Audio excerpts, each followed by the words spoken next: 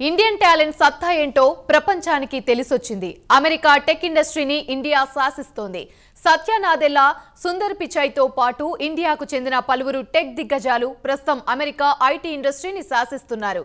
ఒకవేళ వీరిద్దరు తప్పుకున్నా రెండవ తరం సీఈఓలుగా లెక్కలేనంత మంది క్యూలో ఉన్నారు. ప్రస్తుతం సిలికాన్ వ్యాలీ టెక్ కంపెనీల్లో పనిచేస్తున్న వారిలో 3వ వంతు మంది ఇండియన్స్ అంటే నమ్మగలరా? వీరంతా కలిసి అమెరికా ప్రభుత్వానికి సుమారు $300 బిలియన్ పన్నులు చెల్లిస్తున్నారు. భారతీయ కరెన్సీ ప్రకారం చూస్తే సుమారు 25 లక్షల కోట్లుగా చెప్పుకోవచ్చు. అందుకే అమెరికాలో ఇండియన్స్ ఆర్ ఫ్లయింగ్ హై అంటున్నారు. మరి అమెరికాలో ఇండియన్స్ హవా ఎలా ఉందో ఓ లుక్కేద్దామా?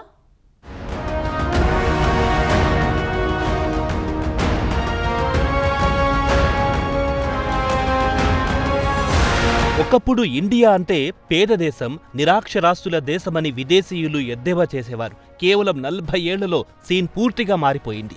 ఐటీ రంగం ఎప్పుడైతే విస్తరిస్తూ వచ్చిందో దాన్ని ఇండియన్స్ బాగా అందిపుచ్చుకున్నారు. ప్రపంచానికి ఇండియా అంటే ఏంటో సత్తా చూపించారు. ప్రస్తుతం అమెరికాలోని టాప్ కంపెనీలకు మన ఇండియన్స్లు సీఈఓలుగా ఉన్నారంటే అది ప్రతి భారతీయుడికి గర్వకారణమే కదా. ప్రపంచంలోని టాప్ ఐటీ కంపెనీలు గూగుల్, మైక్రోసాఫ్ట్ సీఈఓలు మన భారతీయులే కదా. సుందర్ పిచాయ్, సత్య నాదెళ్ల గురించి యావత్ ప్రపంచానికి తెలిసిందే. వీరిద్దరే కాకుండా సుమారు 100 కంటే ఎక్కువ మంది ఇండియన్స్ రాటుదేరిన వారు సీఈఓలుగా బాధ్యతలు స్వీకరించడానికి సిద్ధంగా ఉన్నారు.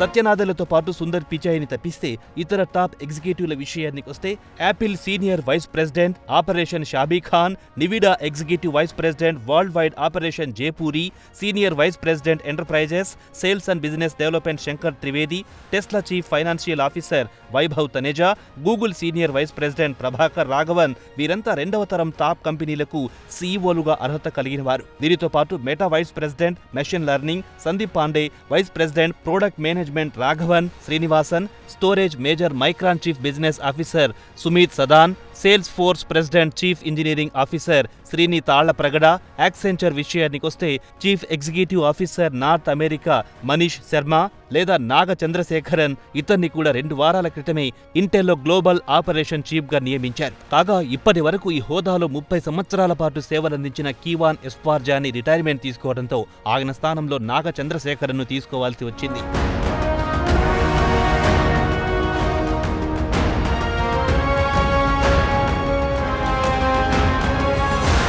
Not for profit Indiaspora, BCG కలిసి రూపొందించిన నివేదికలో ఈ వివరాలు వెల్లడించారు. ప్రస్తుతం సిలికాన్ వ్యాలీలో పనిచేస్తున్న ఉద్యోగుల్లో 3వ వంతు భారతీయ సంతతికి చెందిన వారే. ఫార్చూన్ 500 కంపెనీల్లో ఇండియాకు చెందిన 16 మంది సీఈఓలు పనిచేస్తున్నారు. వీరి కింద సుమారు 27 లక్షల మంది అమెరికన్లు పనిచేస్తున్నారు. సుమారు $1 ట్రిలియన్ రెవెన్యూను సంపాదిస్తున్నారు. భారతీయ కరెన్సీ ప్రకారం చూస్తే సుమారు 85 లక్షల కోట్ల రెవెన్యూ అమెరికాకు అందిస్తున్నారని చెప్పొచ్చు. తాజాగా ఇండియాస్ పోరాస్ నివేదికను బట్టి చూస్తే ప్రపంచవ్యాప్తంగా సుమారు 115 మంది భారతీయ సంతతికి చెందిన వారు ప్రపంచవ్యాప్తంగా అతిపెద్ద కంపెనీల నడుపుతున్నారని Indiaspora forum executive director Sanjeev Joshipura చెప్పారు. అమెరికాతో పాటు ప్రపంచంలోని ఇతర దేశాల్లో కూడా chief technology officer, chief data officer, chief information security officer, chief information officer హోదాల్లో పనిచేస్తున్నారు. ప్రతి 5 లేదా 6 అతిపెద్ద కంపెనీకి ఇండియాకు చెందిన సీఈఓ ఉన్నారంటే నమ్మగలరా? కానీ ఇది పచ్చి నిజం.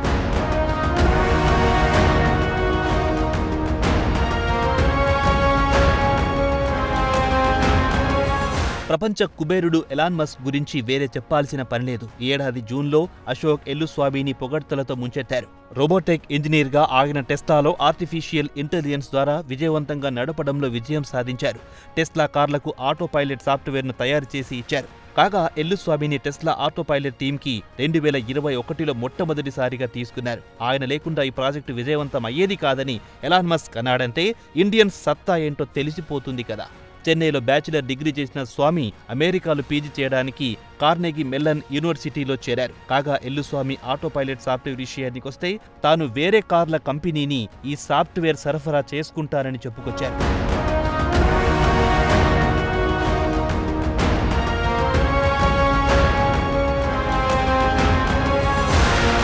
ఇక అమెరికా జనాభాలో భారతీయుల వాటా 1.5% మాత్రమే.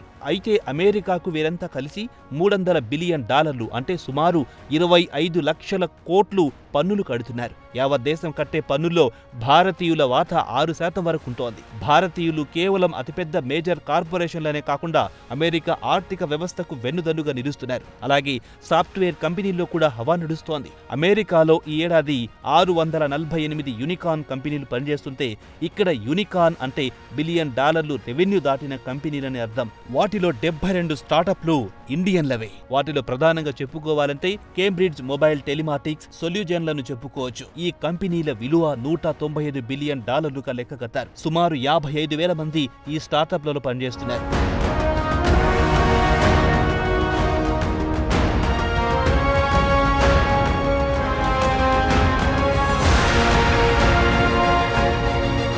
అమెరికాలో పాత జోక్ ఏంటంటే నువ్వు ఇండియా వాడివైతే అమెరికాలో సీఈఓ కాలేడు అనేది. ప్రస్తుతం అది కాస్త రివర్స్ అయ్యింది. నువ్వు ఇండియా వాడివైతేనే నీకు సీఈఓ పదవి దక్కుతుందని ఇండియాలో అమెరికా రాయబారి ఎరిక్ గార్సెట్టిస్ సరదాగా అంటుంటారు. గూగుల్, మైక్రోసాఫ్ట్, స్టార్బక్స్ సీఈఓలంతా ఇండియన్లే కదా అంటుంటారు. అయితే భారతీయ విద్యార్థులు స్టెమ్ అంటే సైన్స్, టెక్నాలజీ, ఇంజనీరింగ్, మ్యాథమెటిక్స్ లో మంచి పట్టు సాధిస్తారు. అలాగే కుటుంబ విలువలు, త్వరగా ఇతర కల్చర్ను అందిపుచ్చుకుంటారు. దీంతో పాటు కష్టపడి పనిచేసే తత్వం ఉంటుంది. అది కాకుండా ఇతరుల మాదిరిగా మొండి కాకుండా సర్దుబాటు ధోరణితో వ్యవహరిస్తారు. ముఖ్యంగా ప్రతి భారతీయుడికి కనీసం 2-3 భాషలపై అవగాహన ఉంటుంది. ఇంగ్లీష్లో మంచి పట్టు సాధించడం వల్ల ప్రస్తుతం అమెరికాలో భారతీయుల హవా నడుస్తోంది.